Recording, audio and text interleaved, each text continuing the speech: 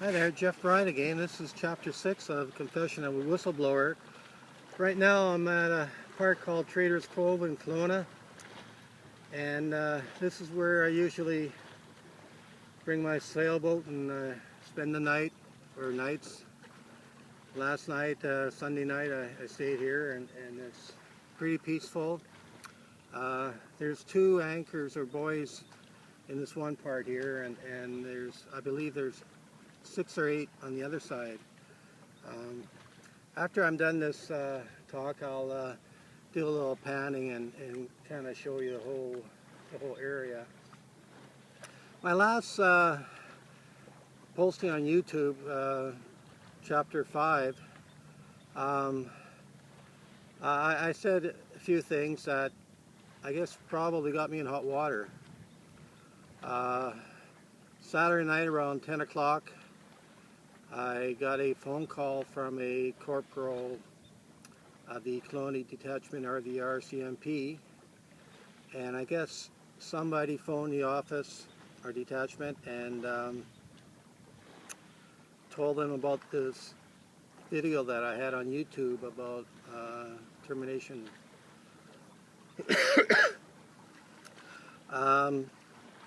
When you're desperate, you do desperate things, and I have to stress that I've been getting nowhere in my plight with trying to get a inquiry into this contamination at the workplace, and I just thought maybe that might spur something. But I guess after talking to the corporal, from his experience, is that the only thing that gets you is that people think you're crazy. You know, people might think I'm crazy, but I can tell you I'm not crazy. I'm probably frustrated. You know, it's funny, early this morning, I guess the mosquitoes got me. About 5 o'clock this morning, they were swarming all around me, and Miko, you want to come? Come, Mickey. Miko back there, he's relaxed. I just took him for a long walk, and he's tired right now. But anyways, oh boy, I forgot what I was saying. Yeah, the mosquitoes, they kind of woke me up around about 5 o'clock this morning, and for some reason a song hit me. It was, I'm not sure if you remember the song by Meatloaf saying 2 out of 3 is not bad. Well, I know I've had 3 strikes against me with, you know, like I said, losing my job, losing my home, and my relationship, and at one time I said I want it all back. Well, I'll tell you what, after thinking about that song, 2 out of 3 wouldn't be bad, you know, and it doesn't matter which they are, but going strike 3 on my previous 3 is not. It's getting pretty emotional and everything else like that. One thing I wanted to say is that it was, I think, July 1st when our CEO of the well, we're called BC Tree Fruits now, sent a press release to the media saying that the Vaughan Avenue packing house is going to shut its doors at the end of the season, like the fall of 2013. What was probably got a lot of people upset is that a lot of people heard this through the media, and instead of being told directly from the CEO, you know, either at a meeting or whatever, hearing it through the media was kind of like a slap in the face. And I don't blame the work, even though I don't work there no more. I feel for the workers of finding that, you know, you're not going to have a job in a month or two through the media. Why they choose to do that, I have no idea. No idea. But a lot of the workers are upset, and rightfully so. I mean, I would be upset too. but probably 2 or 3 weeks before this announcement, the same CEO said that the plant was sold, but they could lease it back for 2 or 3 years. Well, see, that gave the workers a little bit of something to kind of, something positive, and then, like I said, 3 weeks later, it was just announced to the media that the plant was going to close. So, yeah. Anyhow, I want to tell you about what happened on, it was probably the spring of 2012. Actually, no, I'll go back a year earlier. It was January 2011 where a bunch of us workers and management people, and we were asked to attend this meeting. And what this meeting was about, it was about health and safety at the workplace, and how health and safety is number one before anything, before production, before anything, and it'll be health and safety before costs. Doesn't matter. That'll be, everything will be looked after. And that kind of sunk in. Adrian Abbott was the public relations person, and he was representing BC Tree Fruits, and he was saying that they had the directions from the board of directors to spend as much as it takes to bring safety number one. That was in January 2011. Anyhow, and probably September 2012. No, it was September 2011.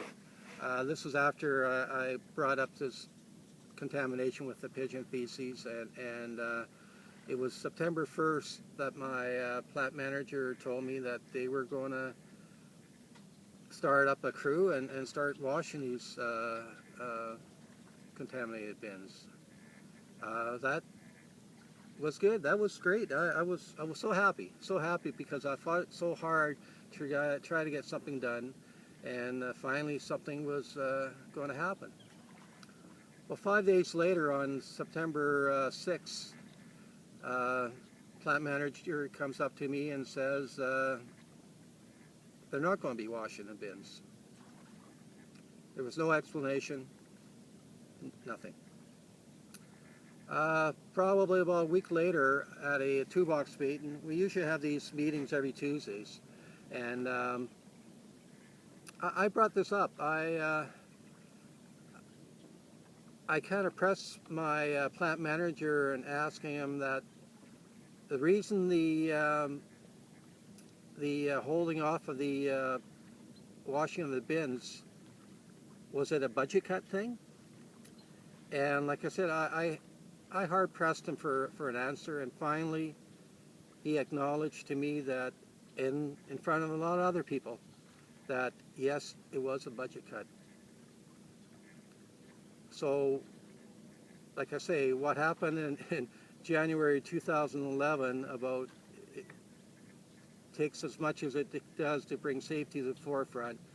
6-7 months later, all of a sudden, money is a concern for safety. Which leads me to spring of 2012.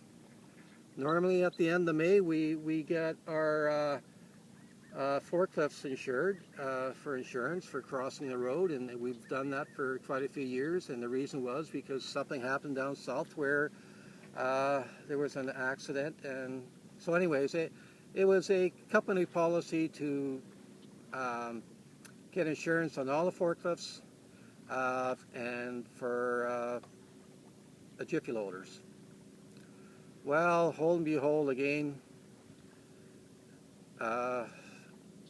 it was told that they weren't going, first of all they said they were going to insure the machines. we should have the decals in a week. Well, okay, that never happened. So I kept on hard pressing my plant manager. By this time, our former plant manager assured me that we'll have insurance, and then his job was terminated in June of 2012, and our new plant manager all of a sudden decided that we weren't going to insure these forklifts. You know, crossing the road doesn't matter. And he said, once again, to cut costs. Anyhow, after pressing, I finally got decals. I got insurance papers and I got the decals. And I put them on the 4 machines. I had 4 insurance papers, but I only had 3 decals. And it just so happened that P16, which is a forklift that I drive, I had the insurance paper but no decals.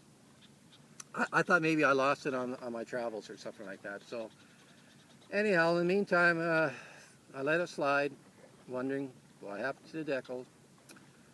Anyways, there was a forklift that was coming across the street from shipping that didn't have a decal. And I mentioned this to one of the management personnel, and I said, hey, that machine needs insurance to cross the road. Well, the next day,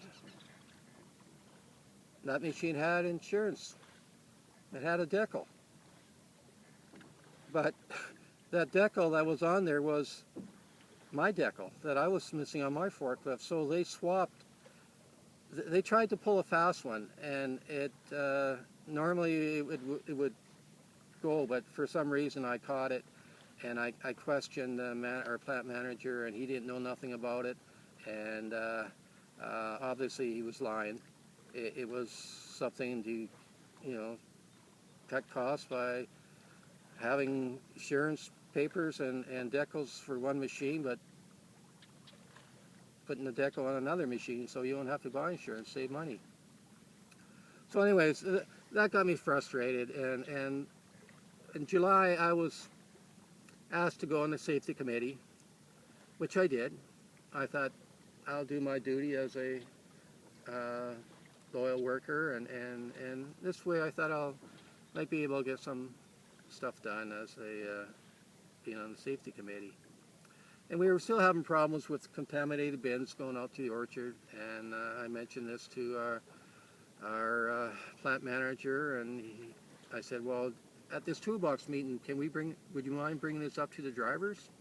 He said, no, we'll have a meeting. We'll have a meeting, and we'll, well, there was no meeting. 2012, September, there were one-way bins that were coming in from Rutland that were full of pigeon feces. They were coming into the plant. I tried my best to prevent this, and what happened on October 2nd at a toolbox meeting, I told my plant manager that what he did, he just finished saying that on the 28th of September they had an audit and it was passed, and I said, well, did these people come to, I'm pretty sure they were from the Public Health Agency of Canada, because I emailed them on the 18th of September about this contamination. So anyways, they came to the plant on the 28th of September 2012. I remember they were there because they pulled up, and on the side of the vehicle said the Public Health Agency of Canada. So I thought, good, they're going to have something's going to be done. Well, they went touring through the plant, in the plant, outside the plant, but for some reason they never went across where all the contaminated bins were. So anyways, at this toolbox meeting 4 days later, I mentioned, you know, the plant manager said they passed the audit, and I said, did they go across the street? And he kind of got pretty disturbed at me, and he says, well, I'm not going to discuss this. And I said, Bob, there's contaminated bins coming into this plant. Well, he grabbed me by the